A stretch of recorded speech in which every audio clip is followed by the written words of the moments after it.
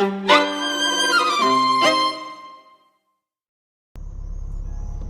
started on the 3rd of August, 2024. A 6,000-pound dream, a classic icon that just needed a little love to find its soul again. Love turned into an obsession. 15 months of waiting, 7,000 pounds spent on bodywork, gearbox, and a full engine rebuild. We didn't just want it to drive, we wanted it to be perfect. November 11th. The wait was over.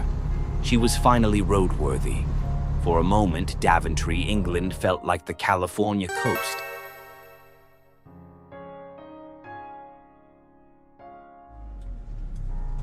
But the dream was fragile. Less than 48 hours on the road, and she was back on the hook.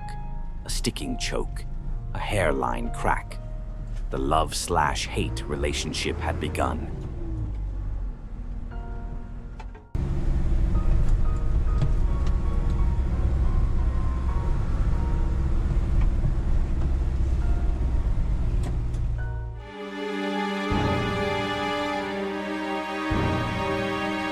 January 22nd, the final act. They say some cars are cursed. This would end in a quiet way.